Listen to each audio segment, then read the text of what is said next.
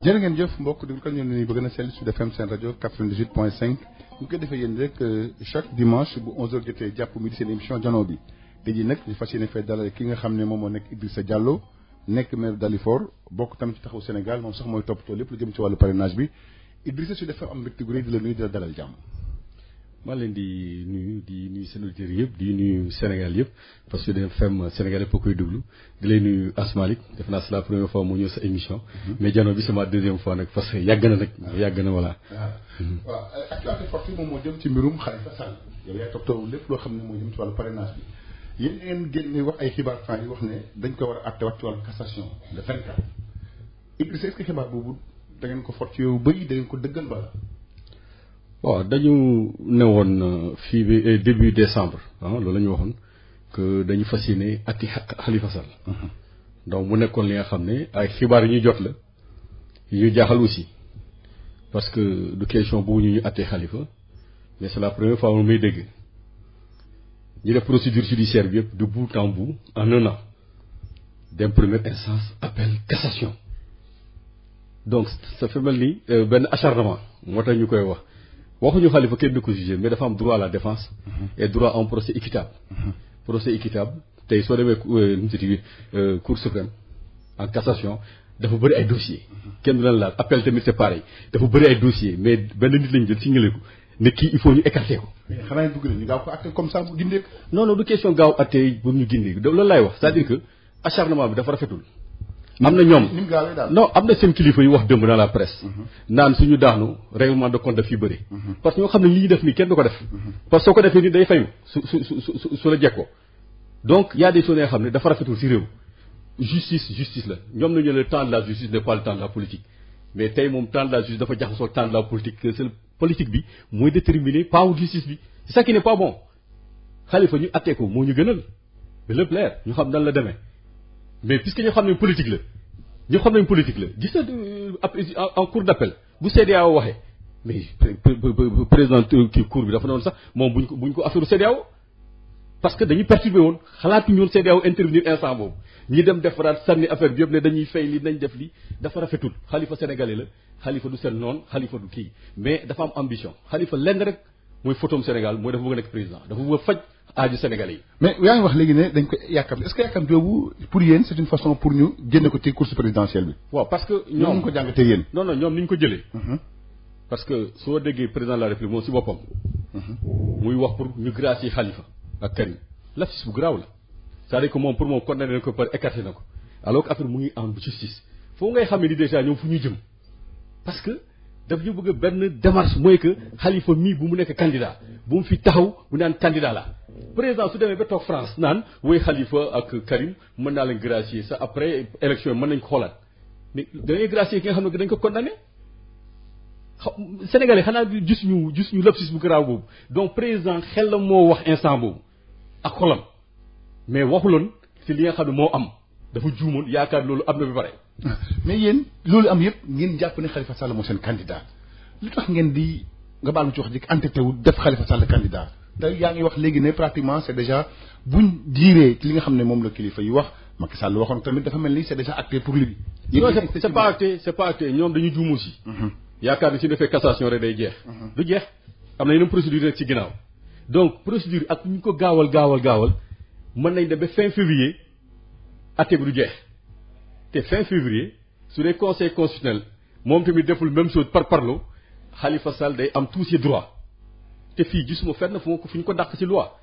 que suñu la condamné sax dootoo nekk président amul loi. kon yéen quel que soit alpha Khalifa Sall mooy seen candidat. mais mooy suñu candidat dafa war a nekk candidat gisuma lan moo war a tax ba Khalifa mënul nekk suñu candidat te mënul nekk candidat. xanaa li xew. lan moo xew. yaa ngi wax léegi ne ngeen ko bëgg a sax-saxee écarté ko. mais loolu amagul yéen loolu yëpp jël leen seen ay disposition ngeen nekk ci loolu mooy ci toog ci ba léegi noonu. waaw Idrissa est-ce que Asmali man dama wolof mais yéenay wax ni diggante xàcc ak dóor. lu nekk xaj waaw loolu olof la lu xam na fu mu nekk dañuy xàcc. dañuy xaar dóor bi. kañ lay dal ñu xaar loolu te ñu gëm nañu ñoom seen yéene rek lañ ci am waaye ñoom duñu yàlla. ñun gëm nañ ñun dañu gëm yàlla que kii dafa war a nekk candidat que ñii ay pexe rek la ñuy indi seen pexe yooyu du antu à 100%. mais est-ce que yéen itam am ngeen yeneen pexe parce que yéen itam dafa mel ni mouvement bi da yéen xalifis yi da ngeen émoussé wu da ngeen xaw a toll déggatuñu ci lu bëree est-ce que da ngeen a toqi mbala lan moo xew. non xalifa si xam nañ bu baax li ñuy def yàgg nañ ci politique ñu ngi togg c'est-à-dire que actuellement Macky Sall dafa war a able te sooy liggéey pour nit ki able da ngay ànd ak dal tuuti ku yor lu sëqat voilà Macky mii maanaa daf ñu war a abal loolu mooy suñu objectif aussi parce que dafa dangereux pour le Sénégal moom suñ ko fi béyee rek dara du baax Sénégal dee dellu ginnaaw de 100 ans parce que actuellement dafa delloo démocratie bi delloo économie bi Sénégal yi dañu dem ba moytonte yenn affaire u considération am suñu diggante Macky Sall amul capacité yore réew mi da ko ëpp doole non c'est très sérieux Macky Sall amul capacité pour non mënul yore Sénégal parce que plus de 60% Sénégal ba tëgg nga dafa am non man dama ko woteel Khalifa moom la woteeloon waaw ñu weddi nañ ko waaw 65% yooyu circonstance la woon non déglul Idriss am nañu ànd ak moom ba léegi waaw am nañu ànd ak moom am nañu ànd ak moom ñu ngi ànd ak moom ba léegi ma ne am nañu ànd ak moom ñu ànd ak moom ba léegi ko wan la seen parti PS ban parti PS Tanor moo ànd ak moom waaw mais Tanor moom xam nga Tanor moom mënul am ambition xam na ni kenn bëggu ko si réew mi mënul am dara kenn mënu ko non Tanor quartier sax mënu ko gagné fu mu toll nii xam nga moom la lay uti place bu muy toog bu muy góor Idrissa ñu benn man dégluwante waaw léegi nga amul dara mais am nañu ànd ak moom waaw mais nga ne 65% yooyu nga wax man la génne ma si waaw génne si Khalifa Sall waaw donc 65 yooyu amatul c'est-à-dire bu xool 65 erreur la dañ ko rëccu à commencer par man suñ ko doon defaat du ma ko def su dee moom rek boo fi nekk comme candidat du ma wote kon mbirum Khalifa Sall moo tax nga weddi ko non du bis mbirum Khalifa Sall si mbirum Khalifa Sall man maa ngi ànd ak Khalifa Sall weddi ko bay benn bokk yaakaar avant ñu koy arrêté parce que waa ji ni ma yore réew mi man gisoo ma noonu ñu yore réew sama frère samay goro samay lii sama dëkk samay non loolu dafa baaxul si réew Sénégal dépassé na loolu mais loolu yëpp maa ngi wax léegi ne xalif si dañoo mel dañoo dal léegi ci xeex bi déggatuñ leen ñu bëri dañ jàpp ne sax ba li daroon bat doon bat léegi bi nga xam ne mooy les plus en vue ak yéen dafa mel daal da ngeen a sonn léegi ci xeex bi non sonn ñu plus en vue par exemple gis nañ PDS chaque fois nga dégg leen ne Karim Wade waaw quel que soit Alpha mais yéen déggatuñ leen ci lu bëree bëri wax nga dëgg loolu moom dama la koy nangul waaw mais loolu aussi dama ne liggéey bi moo tax alhamdulilah parce que dafa am li nga xam ne man par exemple dañu ko dénk yéen ci liggéey ba Barthélemy comme ni nga ko waxee dafa am fu mu nekkoon génn na muy France en ce moment muy tournée européenne def na tournée américaine def na tournée européenne delluwaat fa am na liggéey lay yore ku nekk am na côté bu nga xam ne yaa ngi ko yore temps yi donc il faut ñu liggéey parce que mag il faut pas que mu rëccuñu ak ni mu mënta demee waruñu rëcc donc liggéey boobu ku nekk da ngay bay kii nu mu ci nekk si mbedd yi wala nekk si rajo yi nekk si kii nga nekk ak sénégalais yi nga xam ne ñooy fal ñun xam ne ñoom ñooy fal DER falul TER falul leneen falul sénégalais yi ñooy fal te kontaan ñu il faut ñuy waxtaan ak ñoom tous les jours yow Asmal yaa ma gën a xam ne sénégalais yi kontaan non xam nga ko citoyen nga comme man du ma joxe sama waaw non moom kay sa xalaat laajuma ko mais yaa ma ko gën a xam nag Macky Sall ku ko bëgg a fii soo génnee fii soo gisee juróomi nit kenn rek mooy ànd ak moom su bëree donc kooku ne il faut pas mu rëccuñu téye nañ fenn ak fi mënta doon nag il faut que ñu daaneel kenn rek ànd ak moom buñu dee waxtee ginnaaw tuuti élection législative Macky Sall gagné ko am majorité gagné leen ci lu bëri yéen à part CTT yi à part élection yi local yi waaw gën ngeen a gagné waaw mais dama lay wax ngeen ànd ñoom bari nit ñi di ko voté Dakar bi nekkoon seen base affective ñàkk ngeen ko non Asmani Dakar parce que la chiffre exact yi sur les législatives yi 112 000 la ak 114 000 defe naa 2000 la waaw te non déglul 7000 ni mu si ordre mission moo fi amoon. waaw mais ñàkk non déglul Asmalik dama lay expliquer. waaw Abdoulaye Daouda Diallo moo nekkoon ministre de l'intérieur. bu ñu kii une semaine avant élection mu ne 51% des cartes produites waxul distribué de produit pour Dakar waaw nan la ñuy amee carte Matam am ko Fatick mënuñu ko am Dakar te ñu koy defaree Dakar 51% mooy genn wàllu carte Dakar kenn génneewu. Idriss gis nga non déglul non déglu non du mauvais perdant man dama ko vivre sama commune. primo inscrit yi dañu ne sous préfet dañuy joxe benn carte pour ñu mën a voter guddi googu yaa rappelé ñu coupé courant bu nit ñi demee parce que ñun teel ñu ko yëg ñoom ñu defar seen carte yëpp man ay centaine de gosses laa yoroon ñu waroon voté wuñu ñu coupé courant moo sous préfet mu ne ma waaw mais ñu fi demee ba 18h ba ñu tëj heure kii 2h du matin le courant bi ñoo xam ne 3h. le matin 8h xale yi dem sous préfecture ñu ne ministre de l'Intérieur tere nañu ko 2h du matin que bu kenn defal primo inscrit loolu du façon sàcc yow nga defal sa bopp doo defal ñi 52 millions nga génne ko ci carte nga ne 51% des électeurs non déglu 49% des électeurs de Dakar 5 cartes kenn génneewu ko waxuma ñu distribuer ko ñu jot ko mais kenn génneewu ko ngeen ñaawlu ko mais ñaawlu nañ ko wax nañu xoolal Sénat bi ban liggéey la fi def Sénat moo xam ne moo war a veiller ci loolu parce que dañuy dem seen mandat dafa jeex ñu leen di jox ay millions yi dul jeex mais parce que ñoom dañuy xaar ba affaire bi jeex ne mascarade ma nee na li élection législative ni ñu defee carte yi jaaduwul dañuy xaar ba mu jeex. beneen waaw loolu yëpp naka la ko Khalifa di dundee ci biir prison bi. Khalifa ku gëm yàlla la ku ànd ak foi la soo fa eggee moo lay dëfal nit moo xam ne man gisuma woon facette am boobu. kañ nga mujjee gis yow. lundi chaque lundi dina ma koy jox situation parrainage chaque lundi moom matin dina ma recevoir ñu wax ni mu demee dans le Sénégal donc c'est un homme très fort fu mu nekk gëm yàlla nag xam ne lii ay nit a ko teg ay pexe rek la te fii lay yem te atte bii day am beneen atte day am ñun gëm nañu atte bee buy ñëw moo xam ne suñu borom moo ko moom ñun dañ ko gëm am na ñoo xam ne gëmuñu loolu moo tax ñuy fooye lii ay naan dañuy dem courtel loolu cour bi fii la yem. yow yaay toppatoo lépp lu jëm ci parrainage Khalifa Sall coordonnateur bi ndax ngeen matal ngeen parrainage bi. non ñun du ñu wax si loolu. ah lu tax. noo déglul. parce que noo déglul. xam nga yaa may ne temps yëpp da ngeen noppi. waaw mais Idrissa kat. non ñun suñu adversaires yi xooluñu comme adversaire dañuy xool comme noonu. parce que ku la ragal ba léegi waaw ku la ragal bu nga xam ne. Idrissa li nga wax xool leen comme noonu. noonu la ñuy xoolee parce que Khalifa lii ñu ko teg kenn du ko teg noonam sax donc soo amee ñooñu doo wax foo toll li mën a wax mooy su ñuy déposer dossier lépp li ñu laaj dañ koy déposer. kon matal ngeen. du ma la wax matal nañu wala mataluñu parce que dama bañ nga ne ma lii ak lii mooy dugg ba ñoom parce que ñoom temps yi nelawuñu ñu ngi xool Karim est-ce que gars yi am nañu ñaata la ñu am Idriss ñu mu tëddi Khalifa ñaata la am Idrissa Seck ñaata la am fan lañ ko amee parce que ñoom dañuy fii man ci saay dañu ragal mais su doon ragal day def lii yëpp Macky bu mu toogee ba léegi ñemewul parce que dafa toog rek commencé di nit ñi waa renoncé leen seen kii dama bëgg deuxième mandat kooku mën naa ko jox réew deuxième mandat su jotee réew deuxième mandat nag mu ree leen de ma yëgal leen ko nag bu kenn jooy nag su amee deuxième mandat parce que kuy mu toog rek naan deuxième mandat mu doxale nii kuy uti deuxième mandat doxale nii su amee deuxième mandat ni muy def beneen laaj moom moo jëm ci li nga xam ne ci wàllu fichier électoral bi gis nañ ne opposition bi amoon nañu marche jeudi ñaxtu fichier électoral bi accès bi ak tamit ñaawlu tamit jafe-jafe yi nemmeeku ci wàllu processus électoral bi maanaam fi jot leen fichier bi ñu wax dañ koy jot mu am débat entre ministre de l'intérieur ak tamit représentant parti politique yi fichier bi est-ce que bokk ci jàpp ne fichier bi leerul yow au niveau de taxawu Sénégal. non du question fichier bi leerul fichier dafa am ñëpp a ko bokk. fichier électoral affaire électorale la affaire élection affaire publique la fichier bi ministre de l'intérieur li mu wax tegu ko fenn. ay données personnelles non day wax lu ko neex données personnelles yëpp ñu ngi yore fichier 2017 moo koy jox on a besoin de ça ñoom DER bi bu ñu koy def bu ñu doon laaj nit ñi seen photocopie carte d'identité ñu yore jaluki ay politiciens ñoo koy laaj DER bi de mooy kii entretien rapide la xaw ma ana fichier yu ñu yore foofu du carte d'identité yàmbur lañu yore lu tax ana politicien bu ko war a yore dañuy yore ñoom ci nit yi succursale DER bi ba ñu leen di jox ay dossiers. fichier électoral affaire publique la dañ ko war a génne ci données personnelles si on veut travailler sérieusement ministère de l'intérieur waaw dafa am parti bu mu bokk ministre de l'intérieur dafa am fu mu bokk tey mënul yore fichier mu xañ leen ko mënu ko yore xañ leen ko ñun li ñu wax rek bu équité la xam nga non moom daf ne attends daf ne 15 jours avant élection yi candidats yi foofu que y a des candidats à la candidature ñi nga xam ne nag nangoo seen dossier ba kii ñëw dama lay wax xam nga dañuy wax l'esprit de la lettre nu mu tudd la lettre l'esprit mooy bu ñu def 15 jours avant parrainage amul parce que fi ñu soxla fichier électoral mooy ci élection ñu ne 15 jours avant élection article boobu dañ ko war a changer ñu indi ko 15 jours avant le début des parrainages parce que ñëppay soxla fichier électoral ils l'ont fait exprès bañ ko parce que dañu ne 15 jours avant élection parce que élection rek la ñuy soxla fichier donc nangu nañu mais bii na mi parrainage mooy nouvelle donne bi mais parce que fichier parrainage soo ko indee nga ne fichier électoral après nga boolee ci le discriminant là mooy numéro CEDEAO amul fenn foo koy contrôler 17 chiffres kan moo fi mën a bind 17 chiffres ñetti yoon ñetti nit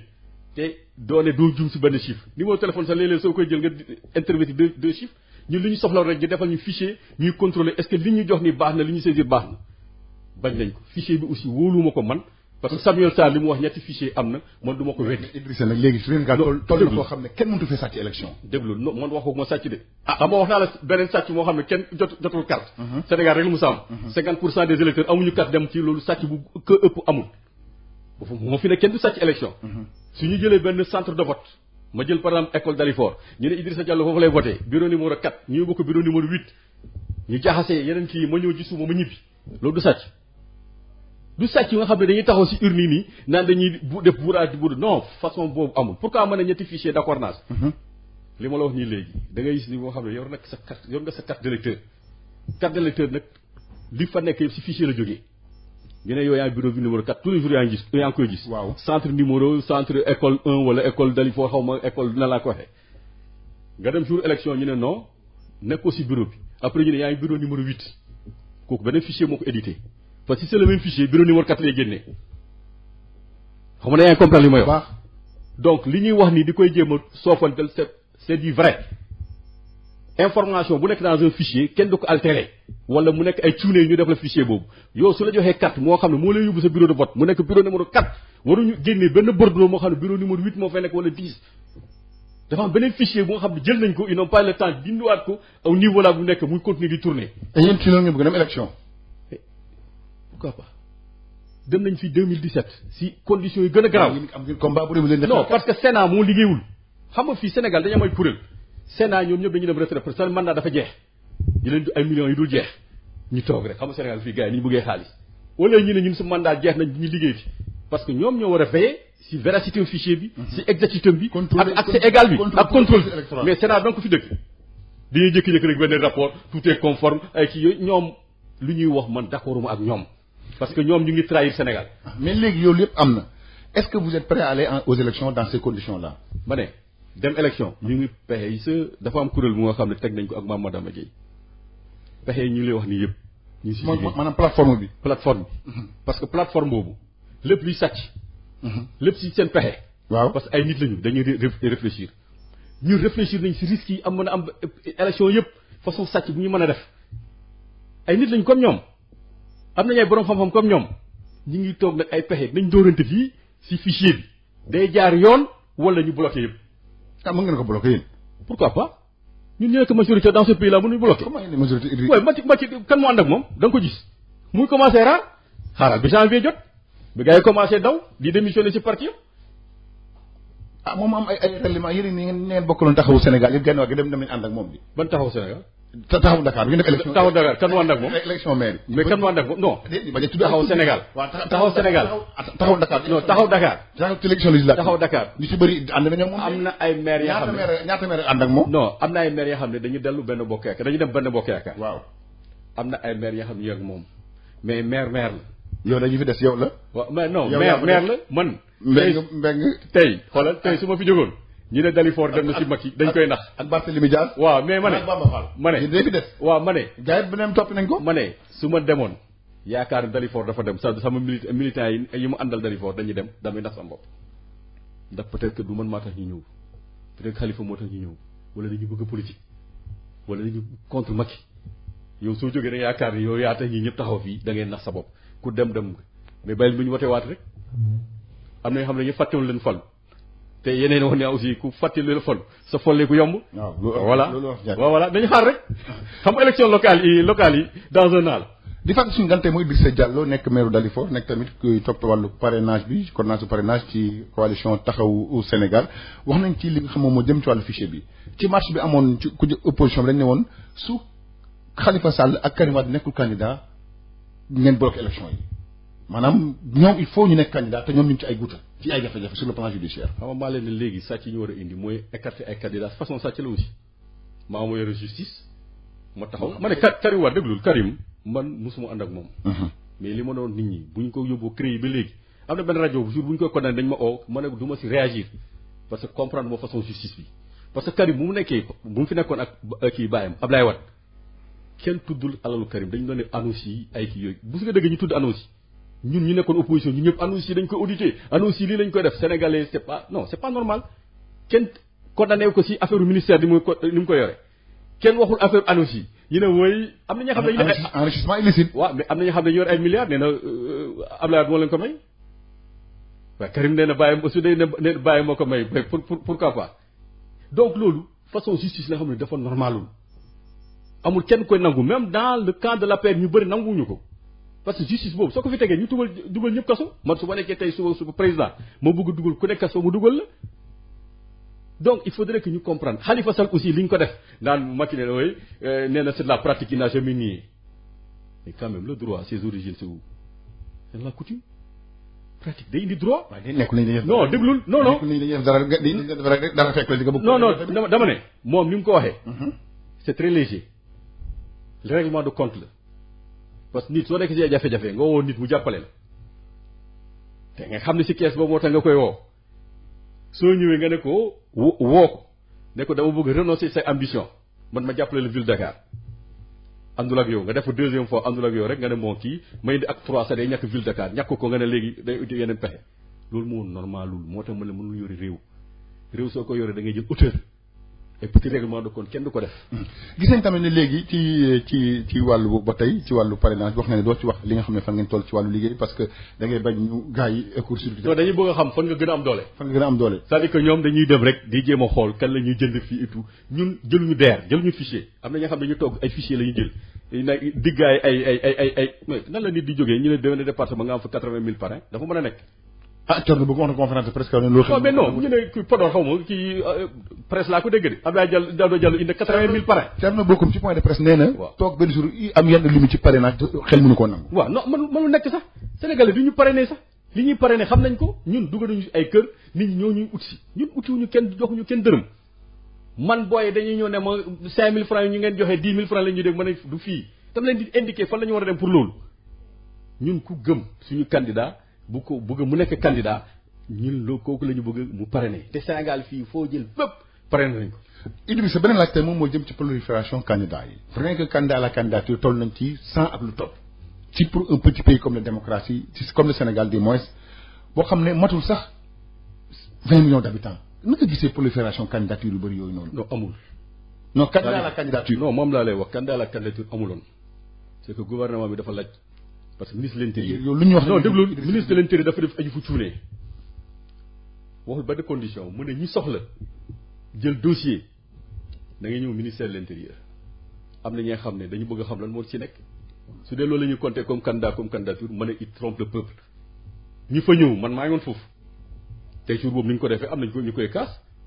seen coordinatrice madame Mimi Touré dugul ci salle yi comme ñun dañ ko woo rapidement jox ko kayit te jiitu fa kenn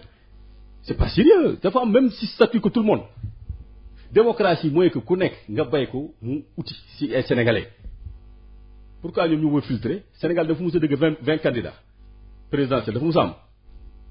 pourquoi ñoom ñu jóg rek ne 100 su dee 100 am na ça veut dire que ñëpp a contre Macky tout le monde a peur parce que man foofu laa koy jëlee su dee 100 sénégalais jóg nañ leen bu nee candidat ça veut dire que li Macky liggéey xeeb nañ ko te wóoluñu ko. am dem ñu ko jàppee ne président opposition bi mënuñu fexe ba am benn kàddu xaat ndox doonandoo. non candidat su dee dafa bëri ba 100 liggéey bi lañ xeeb ak gis ne kii li mu yore nii ku nekk mën na ko yore. maanaam banaliser fonction président. mais dañ ko banaliser parce que ku jóg rek yaakaar dañ ko mën a nekk si moom lañ ko banaliser parce que man sama mémoire de sénégalais fàttali ko moom fu ñu amee 15 candidats moom su jógee ne 100 moo am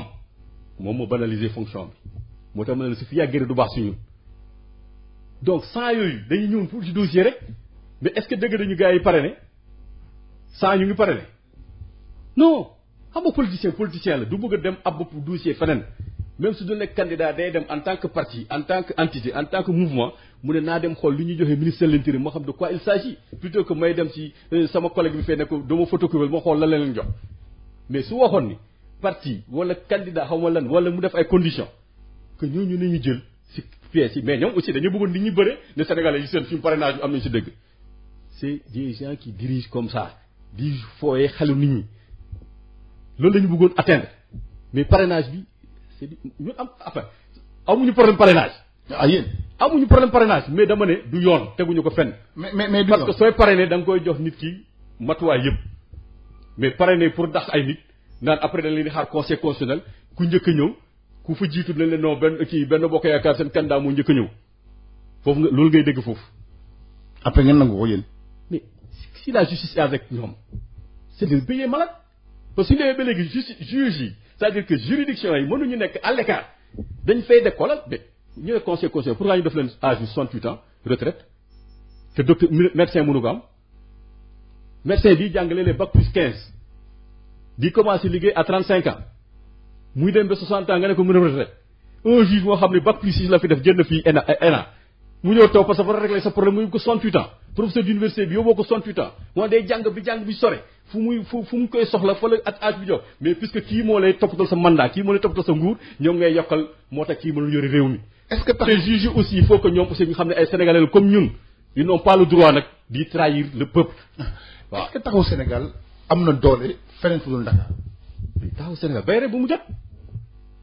xam nga soo fa ne am naa fi doole ma ne am naa doole xaw ma nan laa ko te mas non dama lay wax xoolal yow daal loolu rek ngay lay ma ne duñ ko xam ne su dee si ban la ñoom dañu dem xool ñoom ñoo la gën a xam fu taxawu Sénégal am doole ak fu mu amul doole ku nekk da nga am sa base foo xam ne dafa teg sa tànk Dakar ku ko am base la doy na moom na fan la base am nekk mais Sénégal du waaw ma ne Macky Sall fan la base am nekk non dama lay wax rek moom moo fi nekk ku am capital comme base ku am la région la plus peuplée ngeen am ko base mais da ngeen ko nag élection yi passé waaw mais d'accord de toute façon nga ne foofu mooy suñu base nangu nañu Dakar nekk suñu base ñu dem uti ku nekk uti base mairie Dakar yow conseiller municipal ci mairie Dakar naka lay fonctionner wu léegi ak Soham Wardini comment ça waaw mais nit ñi bëri la foofu lañ juumee man nekkul mairie Dakar ma ne mairie Pikine la ba man Abdoulaye Timbo mooy sama maire donc conseiller municipal la ville de Pikine d'accord voilà donc mais Soham ci yéen la bokk waaw Soham suñu jigéen la ku baax la ku fidèle la ku am engagement la ku am jom la te loolu dañ ko soxla si dans la continuité de affaire de Khalifa Sall non je peux pas nan lay gérer mais je sais que nit la moo xam dafa am fidélité am conscience am jom si li muy def loolu kooku moom soo su man bu ñu ko joxee sax man aw benn souci dama ne kii ni ma ko gisee ak ni ma ko côtoyé. yow xam nga ko bu baax. xam naa ko sama jigéen la dañuy waxtaan. te ma respecté ko de trop de tous les temps. taxaw Dakar. moo ko def concert. taxaw Dakar moo ko defaat maire. donc loolu moom y a pas de problème soit daal man c'est pas de souci. xam naa ni ku yàgg si yëf yi la vraiment xam ne dërëm fëkk ko. place aussi tiitalu ko parce que fii Sénégalais yi problème lan la buy ne au conseil des collectivités territoriales gars yi comme xaru tabaski lañ doon jëndee 200 000 lañ doon jëndee conseil 250 000 donc soo amee nit mel ni soi moo xam ne su dee poste rek kon demoon na bu yàgg su dee xaalis bu ñu joxe kon dem na bu yàgg donc soo amee ku mel noonu da ngay sant yàlla. beneen poñ bi moom moo jëm ci wàllu opposition bi gis nañ opposition bi mënuñ fexe rek ba am bien vrai que moom Adama Gueye maître Adama Gueye mu ngi jéem a def ay initiative créer plateforme boo xam ne c'est pour sécuriser le processus électoral alors yéen jot ngeen rencontré ak moom ñëpp adhéré wu nañ mu waroon présenter plateforme bi contenu bi lan la ak naka ngeen fas yéene taxawee pour sécuriser le processus électoral. non xam nga plateforme bi d'abord principe bi mooy que dañuy gis risques yi ñëw ci élection yi soo seetee li nga xam ne risque la c'est-à-dire su survenir su daal su amee rek catastrophe lay indi problème lay indi da ngay fagaru da ngay teel a jóg jéem a atténuer risque boobu donc risque yi ñu. est-ce que ku nekkul préparer les gens à la défaite. non ban défaite. ñii di préparé gars yi bañ a sàcc ngay naan defet waaw kuy préparé defet kay du préparé kuy sàcc ñun dañu xam ne am nañ victoire. yéen da ngeen wax leen victoire. mais sénégalais lañu ñun sénégalais yi ñun dund ñu pale de. ñun Sénégal non waaw mais yow yaa ma gën a xam li xew. bul daw Sénégal fii ku la ne bëgg naa màcc te day jàll dafa am li ñu ko bokkal suuf mais majorité bi nekkul ak moom muy si kaw gi mais man tout le temps maa ngi si kaw gi di ñëw. région bu nekk na dama fay dugg. mais suñu parrainage man mi Saloum la. non bay Saloum boo waxee ñu ma ne Saloum ñu def na fa bourse de. ma ne bourse familiale. ma ne sécurité familiale yi. waaw Saloum c'est vrai yëpp waaw non c'est vrai xam nga Saloum. di wàllu Ziguinchor wax ñu bëri am nañoo ak moom. déglul Ziguinchor soo fa demee moo xam ne lan mu koy xaar Saloum soo demee. man Saloum laa dëkk de. waaw Saloum man xaw ma Saloum mais daal xam naa ni man li ma lay wax xam nga man su ma xoolee suñu parrainage yoo xam ne gars yi fayuñu kii wuñu gars yi ñëw fëgg toog lay xaar pour parrainer moom amu ko. amu ko. moom mu ne man. nga yaakaar ne bourse familiale bi moom su ko joxloon nit ñu dunduñu. waaw mais kuy am 100 000 francs par an lan moo ko téye fii ba mu fekk muy am 100 000 francs dafa xam lu ko téye. waaw mais da lay yokk tamit da lay yokk. waaw da lay yokk mais yokk boobu taxul nag nga fàttali. yow nawet bu ko non ma ne yokk la 100 000 francs at mi warul tax nga fàttali la yoroon ñoom foofu la ñuy juumee nit ñooñu dafa am ñu leen doon jàppale daa ñu am ay mbokk daa am ñu toogal daa am ñu àndal ñu ànd ak ñooñu ba léegi. ñu wax ci opposition bi. waaw ñu ko dañ jàppale opposition bi elle peine à se retrouver gis nga élection législative yi passé dem ngeen ba au dernier moment mu éclaté wu taxaw Sénégal juddu ak watu Sénégal donc mun ngeen waxandoor nii rek mais du nga ànd te fi mu toll nii boole moom mooy gën a jox force même marché jeudi bi sax gis nañ bi ameen y avait entre xëccoo ku jënte entre pro Karim ak pro Khalifa Sall yooyu day faral di am est-ce que lu gën a fragiliser opposition bi Idrissa Diallo. waaw wax nga dëgg c'est-à-dire c'est législative yi par exemple man dama koy wax ma haute voix man su ma defee erreur dama koy wax erreur la woon opposition ba ñoon gànn ak ànd. yéen ñi bëggoon Khalifa Sall. waaw mais ma dama ne waaw xam nga dama ne erreur la woon. waaw kat moo ko def kat moo ko deful mais erreur la woon. dañ constaté que erreur bu garaaw la donc présidentielle ak législative du ñu benn présidentielle candidat yi ni mu gën a bëri rek bu baax. ah day fragiliser le parti au pouvoir. waaw mais parce que yow tey soo nekkee candidat naam ñu lay woteel soo nekkulee candidat peut-être mu woteel ku nekk pouvoir dañuy fixer tous les gens yi xam ne potentiel nit ñi nga xam ne dañuy voter contre moom donc su bëri soo amee 100 candidats sax daanoom yomb parce que il faut nga dem jël foofu ay nit ñu war a voter pour yow donc présidentielle am benn candidat sax c'est dangereux pour l'opposition mais législative am benn candidat moo gën a baax pour l'opposition parce que raw gaddu la. parce que Sénégal système bi moo baaxul. parce que tey jii bu fekkoon dajale woon ak waa côté Sénégal da ngeen di gagné Dakar. non damay wax par exemple su dee beneen la woon Dakar fii 7 députés la woon. ñoom dañuy jël 3 ñun ñu jël 3 ki si topp 3e bi jël benn parce que ñoom ñu luy rawee parce que mooy dañuy xayma ñu ne 7 députés la ñaata voix mooy benn député parce que loolu mooy démocratie. nga rawee fii 2000 voix nga jël 7 députés.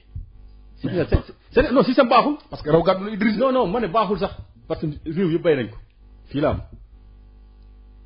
man def naa observation fii des pays ça n'existe pas le système là am day am raw gàddu bi nga xam ne le plus souvent dañ koy atténuer c'est-à-dire que su dee 90 000. da ngay jël lépp non 90 000 électeurs la ñu voté ñu ne 3 places moo am yow nga am nu mu tudd 60 000 kii am 30 000. da ngay jël 2 yi kii jël benn parce que au moins 30 000 yooyu da nga war a représenter assemblée fii soo jëlee moitié la woon moitié la woon 112 000 114 000 xam nga loolu neexoon nga ne noo kii ni jël lépp 112 000 yooyu kenn du la représenter assemblée. assemblée bi soo gis ne fan yi dafay bëri ay coow. ay xëccoo dëmb ay compagnie di jógante ci foo xam ne ñoom ñooy représenter peuple bi est-ce que loolu tamit du gën a jox dëgg ñi jàpp ne politiciens seen bopp rek lañ fi nekkal. waaw assemblée boobu benn affaire la li ma la wax ni système électoral tant que changé wuñu ko c'est-à-dire que président wala chef de parti moo lay choisir dugal la ci liste du sa département moo lay woteel soo demee liste nationale moo la fay teg soo demee département moo la fay teg léeg-léeg da ngay dem assemblée na pour woon ko ni man maa ngi fii ku la tudd rek dinaa jote ak moom alors que askan wi nga war a défendre mais askan wi en réalité falu la parce que ku la dugal ci liste moo la fal moo moo tax nga falu su la dugal loon doo falu donc tant que changé wuñu ko di koy def comme dans les autres pays de la sous-région moo xam ne département moo lay fal département la ñuy voté loolu amul soo kontaanoo nga def sa liste dans le département askan wi su la jëlee rek moom ngay défendre nga xam ne sa élection bi ñoom ñoo la ko jox mais fii leader de parti moo lay jox sa poste donc moo tax suñu demee fee bon kenn du nangu nga ne parti bi kii liggéeyu fii wala li ñu teg bi c'est pas normal boobu ñëpp ku majorité bi opposition bi ñoom ñoo fi moom laa lay wax xam nga attaqué wu ma kenn ñoom ñaar la de xam nga attaqué wu ma kenn waaw dama ne li fa nekk député sénégalais yi en général leader de parti moo koy tànn chef de parti moo koy tànn il se sent redevable opposition sax da góorgóorlu di attaqué nguur gi mais nguur gi day naan bu kenn attaqué mën nga attaqué sa naan waaye liggéey bi baaxul tout mais soo ne président liggéey wala ministère liggéey rek gars yi ne foo ma won la ni kii man si le premier défenseur ici alors que liggéey boobu ñuy wax c'est pour askan wi. mais ci contexte boobu la société civile di essayer rapprocher les deux partis. professeur Babacar Gueye mu ngi ciy dox ak ñoom Ndiaye Cissé ak waa GRADEC yi ñu ngi ciy dox est-ce que jot ngeen toog ak ñoom pour discuter ak ñoom par exemple pour rapprocher l'opposition et le pouvoir pour ñu am le minimum consensus par rapport ak élection présidentielle yu ñu dëgmal si yéen est-ce que jot ngeen recevoir kuréel googu. waaw recevoir nañ GRADEC man démb sax maa ngi si rencontre GRADEC bi mooy. ñoom Babacar Fall. voilà ñoom Babacar Fall ak Massi Ndiaye. donc ñi nga wax ni yëpp ñu woon foofu parce que société civile bi yëpp ñu woon na fa donc ñoom ñu ngi def seen liggéey ñu ngi jéem bon comme ni ñu wax rek ay acteurs dañu bëri politique bi pouvoir la opposition société civile ak ñeneen ak administration bi aussi parce que administration man li lu boolee si politique yi donc fonctionnaires yi aussi ay pàcc la aussi si biir yëf yi donc ñoom ñu ngi dox daal. daje nag ñoom suñu ooyee dañ fay dem ñu déglu ñu wax leen li ñu xalaat ñoom aussi ñu wax li ñu xalaat ñu continuer donc parce que démocratie ñëpp a ko bokk. bien commun la dañ ko war a waxtaanee. démocratie buy dund rek dañ koy waxtaanee mais démocratie maa fi nekk parce que Macky Sall bu mu ñëwee ba léegi affaire dictature la indi parce que 92 code consensuel Kéba Mbaye. dañ ne code consensuel Abdou dafa ne une virgule du ma ko changé. bu gars yi ne bu ñu nu mu si politicien bu nekk bu defal nu mu si élection. bu fal Lamine Cissé il a mis Onel kan la fa def général Niang c'était clair. Ablaye Wade ñun 2000 bu ñu marché fii janvier la woon def naa 20 janvier jógee fii dem ba ñu bloqué ñu nu mu si immeuble Kébé après ñu ne ministre Lamine Cissé day recevoir les leaders de l'opposition su ko Ablaye Wade doon landing ak Bathily def naa ñoo dem ñu waxtaan mais vraiment ñu am auditu fichier bi ñu am yeneen acquis mais kii du waxtaan. parce que xam nga ku mënul non ku mënul xam nga nit soo aayulee da ngay bañ dialogue waxtaan ñaar nit koy def na yéen saa yu ñu ooy président du ngeen dem mais bu mujj oowee premier dialogue bi man dama leen merewoon sax ñu fa demoon palais lu tax mais boo ko déglu kay non dialogue du noonu doo woo tee mbootaay nga ne woy kii jël parole yow nga toog Abdou Diouf bu muy def table ronde bu professeur Diété doon jiite doyen Diété mais dafa am ay nit yu convoqué waaw mais loolu boo ñu def ay étude ñuy yëg mais moom day ñëw xala day indi ay nit c'est-à-dire que façon politicien bu nekk waaw mais boo demul la naq da nga def la naq nga ne lii moom naq wax ko fa ñu déglu mais gars yi ñu fa dem yéen vous êtes toujours vous optez non xam nga ñun dañu bëgg lu sérieux parce que su dee état la wala su dee ay responsabilité la amul façon bu ñu yorul fii si réew mi xam nañ lu bëri côtoyé nañ maa lay wax affaire Abdou Diouf lay wax affaire Abdoulaye Wade loolu fekk nañu fi Macky Sall li muy doxalee dafa baaxul dafa sectaire te sectarisme boobu baaxul si ku yori réew da ngay attaqué da ngay nangu sañu lay attaqué mais moom soo ko attaqué rek mu commencé mer mel ni moom mais su bëggulee loolu mu bàyyi dem yore këram Sénégal tant que mu ngi koy yore suñ neexule dañ koy naan lii neexuñu mais mu dagg internet boobu bàyyi ko ñun su dee neexuñu dañ koy wax Macky ni mu yore réew bi daf ñu neexul parce que réew moom suñu la demee ba fal da ngay tëddee njaaxanaay di recevoir ñëpp yu déglu même si da d'accord ak ñoom da ngay am un homme non les grands hommes politiques ñu am courage déglu li ñu leen di wax li nga xam ne neexu leen xam nga yaa ngi wax léegi ci affaire déglu nit ñi mais bu leen ooyee du ngeen dem uy ji c'est-à-dire mais boo dem uy sax ne kat lii moom a naqari yan kon non de facto non wootee yi mu fi def waaw mais bu ne dialogue politique waaw mooy bu mu bëggoon libérer Karim foofu la woote woon ñu bëri palais yóbbu leen salle de banquet loolu waxtaan bi yéen demoon ngeen non ñun amuñu woon sa parti ñun nag daal truc mais man su ma fa nekkoon sa du ma dem parce que damay xam ni c'est pour non cosmétique la yéen nag kon ay non loolu yéen nag mën ngeen lire ci bopp koo xam ne non su ma ooyee salle de banquet ma ñëw di téye micro mais fa lañu koy dajale fa lay amee non waxtaan dafa am ni ñu koy préparé dafa am ay séquence balaa ñu egg ci moom dafa am ay termes de référence ay niveau ba yëg ci moom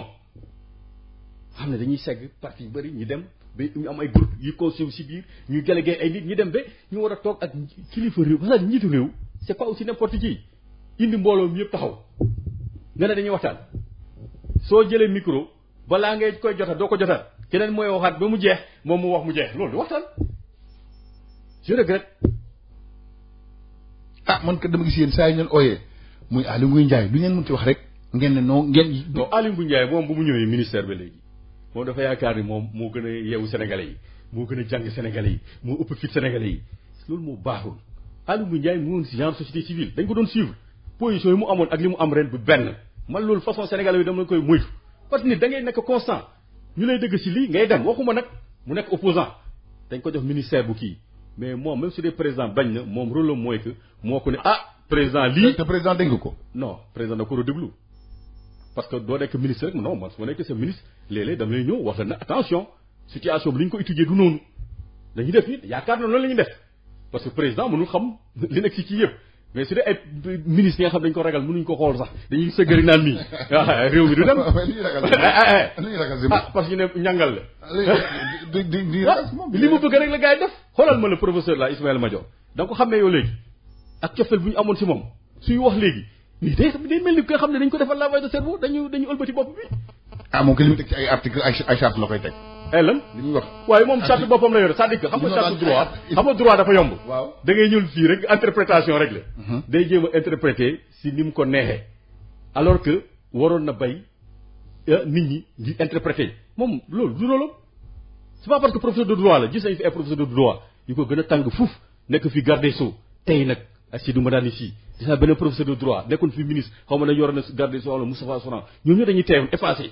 mais yore rek fu te rek yaa fay wax ëpp fi kenn xam-xam fii université fii sénégalais yi ngay gis yi boroom xam-xam nañu na tey moom moo doon ne consolider déconsolidant te moom day déconsolider démocratie bi tey parce que li muy wax de dara jubul c'est pas bien pour un homme de sa carrure dañuy wax tamit ne ñu maire yi nga xam ne yéen taxawu Sénégal yéen a ko jiite ngeen am ay jafe-jafe ndax yéen Dalifort ci la bokk mais si lañ bokk man par exemple damay benn fat Sogas ay privé ñoo ko yore mooy Sénas loi bi jox ñu taxe d'abattage taxe d'abattage ñu ñooy définir par arrêté ni mu tudd par délibération waaw ñaata la ñu arrêté montant bi 20 francs kilo ñu facturé 240 millions par an parce que ñu ne ñoo am abattoir fii suñu wërsëg la mais ministre des finances mooy bañ pour ñu feeñu depuis 2015 ba léegi dañuy tere gars yi sax trésor pour ñu bloquer compte gars yi parce que vous êtes de Taxawu Sénégal. parce que je suis de l'autre côté. amul beneen soubassement bu ko expliqué. mais loolu rek mooy soubassement bi soo jëlee tey gare routière de boo maraîcher. waaw Dalifort la nekk. waaw. mais ministre des transports moo ko ci assemblée ma yónnee ay inspecteur des finances et tout li may naan ville de Pikine moo koy laaj moo tax mënu leen jox ay taxes foofu mais ville de Pikine mais président dafa génne décret moo xam ne ñii c'est des équipements marchands c'est pour les communes c'est pas pour les villes ñoo xam nañ ko soo jëlee marché poisson bi moo ko doon cas premier ministre di ko yore au lieu moo ceeb parce que ville la woon c'est une coopération entre la ville entre la communauté urbaine de Dakar et le Japon léegi da ko joxaat ministre de la pêche parce que man maa yore nekk Dalifort c'est pas bien loolu du gestion dañuy xañ actuellement réew mi amul xaalis alal bu ñu amel mairie yi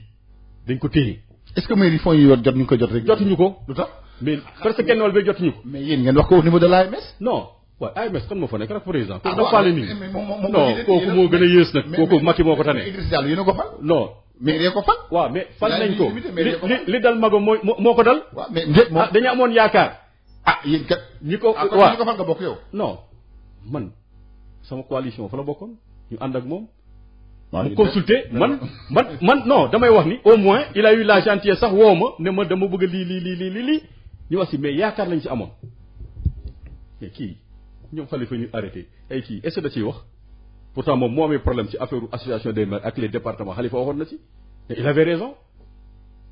est-ce que mu sa seeti Khalifa même s'il n'est pas d'accord avec lui en tant que le président des maires du Sénégal. maire yi di jógee ay Mauritanie ay Europe et tout di seet ci Khalifa te seen naataango kii toog fii parce que frère am lay jàppale ci situation bi loolu dafa baaxul. est-ce que yéen wax nga ko loolu au niveau de l'AMS. man dama ko wax parce que man bokkuma bureau AMS du ñu woote seen bureau rek ñooy liggéey AMS mu ngi nii ñun demoon nañ ba bu woon créer l'association des maires d'opposition te xam naa ni mandat yi di ñëw gars yi nañ ko créer parce que Aliou Sall mii li mu teg fii. lu tax créé wu leen loolu. non ñu ngi si doon si concertation mais on se rend compte que mandat bi day jeex dañ koy créer. yeneen opposants suñu ñëwee dañ leen jox idée bi. parce que ku mel ni Aliou Sall woon nañu que moom ñu nekk pouvoir bi rek la toppatoo. alors que les opposants c'est une minorité te ils ont droit au chapitre dañ leen war a protéger sax. kon yéen yaakaar nga ne élection 2019 bi war a ñëw ci local yi da ngeen ci am ndam. non waxuma sax ñun man xam naa ni moom ñun dañu am ndam mais da waxuma sax ñun. sa xel dal na di. non pourquoi pas dañu liggéey ku liggéey nga am ndam. ku liggéey te nekkoo fii di ay njuñ njaay di xool gaan bi kii naa ko faagaagal parce que fii la bokk et tout ça non ñun bokkuñu si yooyu Aliou Sall laa wax man personnellement daf ma décevoir man seet na ma bi sama bureau mais daf ma décevoir ni mu yore yëf yi parce que yëfu famille yëfu magam parce que loolu laa waxoon en certain moment dama tiit dañ ko jox ba pare ma tiit muy Macky woote woon ne pour les collectivités et communautés locales ñu ne le pouvoir local et le pouvoir central doivent se rencontrer ce petit frère et grand frère doivent se faire face à face. ça faisait peur. xam naa laaj bu mujj bi mu ngi jëm ci parce que si waxtu bëreetul léegi. parti socialiste ren amul candidat. il préfère soutenir le candidat Macky Sall def nañ sax congrès bi investiture ko yéen ñi nga xam ne bu réclamez du socialisme naka ngeen jàngatee loolu. non jàngatewuñu dara bettuñu parce que parti socialiste ku yore en ce moment xam nga Sénégal yi mosuñu ko bëgg yàqal na Abdou Diouf nekk muy naan après su Abdoulaye Wade yaakaaruñu sax. Abdou Diouf ay erreur la mais su Abdoulaye dafa ne ni mu si di opposition républicaine loolu yëpp mu doon yox yi da nga koy gis soo ko yoxoo sax nañ dem mas day lox mais su ñëwee ba ñu xajal ko ba mu négocier ba ñu jox ko un poste comme ça moom pour moom su benn socialiste ñëwee parce que moom pour moom socialiste moom mooy seen kilifa. moom yore parti bi di. yore parti waaw man yore parti mën na nekk sama kilifa noonu parti dama si bokk mu yore parti bi kilifteefu parti bi. mais mënu nekk man en tant que Idrissa nekk sama kilifa sama biir kër c'est-à-dire que moom pour moom moo gën ñëpp su dul moom kenn du fi ñëw échec bu garaaw la am moom Ousmane Tanor Dieng ndax Senghor ak ay ñooñoom bu ñuy teg parti bi defuñu ko woon pour lii bu Abdou Diouf ñëwee Abdou Diouf moo ñu tooñ nag Abdou Diouf moo tooñ seen socialiste yi jox ko kii ko xam waroo ko jox lii muy dem investir un libéral même su doon am échec dafa war a uti un socialiste bu muy àndal man moom laa gëm. mu dem outil illibéral investir ko contre les textes du parti parce que pour parti bi balaa ngay nekk candidat wu parti il faut nga am carte parti. waaw yéen parti bi dàq nañ leen kat yéen bokk. waaw yow dàq boobu amul. yéen dàq nañ leen bokk. non loolu day wax ni rek xam nga Macky Sall man wax nañ sama tour mais Tanor wax sama tour du question dañ ma parti social dafa am nu ñu ko organiser ay nit yu amoon xel ñoo ko organiser du moom. dañuy ne balaa ñu lay dàq da ngay jaar conseil discipline te suñu la dàqee dañ la indi notification te dëgg naa sax ñuy wax attitude fractionniste non déglu da ngeen di jéem a waaw mais d'accord mais nga def la forme nga notifier ma parce que man fa laa ko déggee ci seen antenne yi ñu ne Idrissa Diallo dàq nañ ko loolu dàq la parti bi ne dañ leen notifier dàq ñemewoo ko def parce que ma notifier dàq ma yóbbu ko tribunal donc man c'est toujours du parti socialiste membre du bureau politique le congrès moo ko fal congrès moo fal du ma fa dem non déema fa parce que non parce que affaire yooyu ñu fay def affaire yu sew yooyu di topp ki nga xam ne moom bu ñu Macky doon ñëw li mu doon bureau politique si Macky su ma gisee muy topp si ginnaawam mais kooku du ma ko gëm. Vous avez créé un parti au sein du parti socialiste yéen ni ngeen def moom kenn musu. On a voulu sauver le parti socialiste de cette dérive là parce que moom ak Moustapha Niasse yëpp parti socialiste lañ nekkoon. waaw ku nekk bëggul sa morom jiitu. mais moom il est resté au PS. non déglul bu ñuy dem 2012 candidature unique bi lan moo ko indi ba ma ci jàll. ñoom ñaar bañante kii ne j'ai dépassé la carrière âge moo xam ne dama war a def carrière parlementaire kii ne mënuma nekk ci ginnaaw kenn ñoom ñëpp tey ils sont derrière Macky Sall pour lan parce que ils se disent que ils n'ont plus d'ambition léegi ñu nekk seen ginnaaw ñoom ñooy seen kii yi seen war a al toppe yi ñoom moom mën nañu xëcc fu nekk man buum kenn du ko def fii yóbbu ma man Tanor jox ma lekk Tanor li mu def tegu ko fen su ko tegulee fen dama koy wax te contre ko su dee nee ne dàq na ma ba dama ñëw biir parti ay policiers lay teg si buntu bi parce que dàq normal doo teg ay policiers si buntu kër gi donc dàq na nit ñi ok Macky Sall moom lay jàppale soo ko yóbbu tribunal ñun dem nañu ay juge de référé et tout gars yi bañ a atte affaire yi topp nañ ko te ñu bañ a atte suñuy atte mu daanu parce que parti socialiste ay charte la statut règlement intérieur respecté wu si dara ba ci investir Macky Sall. waaye yéen tamit ni ngeen ko defee tamit dafa da ngeen respecté sax da ngeen sàmm. ma ne ñun duñu ay xaram ba moom li ko neex lay def. waaw mais comité central bu ñu wax ni chaque année day am 4 fois mu bañ ko organiser pour ñuy waxtaanee fu parti bi xamoon nañ fu muy jëm dañ ko ñun duñu ay dof ba di koy xaar bi mu ñëw fekk ñu bett ñu naan c'est le fait accompli man doo ma def fait accompli. kon vous réclamez du parti socialiste. je suis du parti socialiste membre du bureau politique. ba congrès ñëw congrès bu ma fal moo ko fal mais c'est tout comment un homme peut se prévaloir de toutes ces décisions là naan bureau politique mooy def lii comité scène bi mooy def nii alors que comité central moom pouvoir yi mu jël yëpp pouvoir comité central bi la suñu demul devant le juge nga xam moo tax du ñu notifier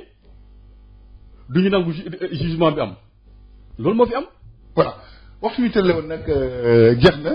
ñu ngi sant di gërëm baax Idrissa Diallo waxtaan bi amoon na solo trop aborté nañ poñ yu bëree bëri mbirum Khalifa Sall parrainage bi tolluwaayu réew mi ci wàllu comité waxtaanee ko xanaa Idrissa rek ñu bàyyi la nga tëj. waaw di rafetlu encore parce que pour man émission bi 30 minutes la ñu defagum doon neexoon na trop di wax ni Sénégal dañu nekk ci situation bu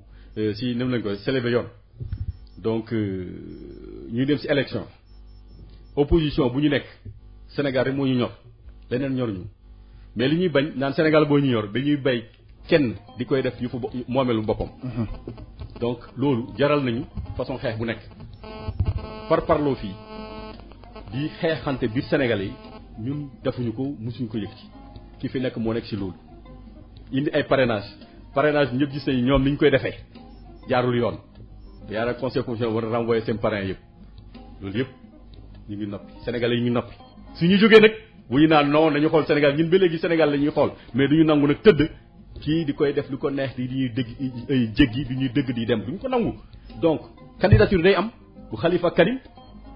wala nag li ñu wax ñu def ko élection du fi am. voilà Idrissa Diallo mi sant di la gërëm baax di fàttali émission bi nañu ko diffusé nag incha allah rabbi suba. élection du fi am. voilà Idrissa Diallo mi sant di la gërëm baax di fàttali émission bi nañu ko diffusé nag incha allah rabbi suba. élection du fi am. voilà Idrissa Diallo mi sant di la gërëm baax di fàttali émission bi nañu ko diffusé nag incha allah rabbi suba. élection du fi am.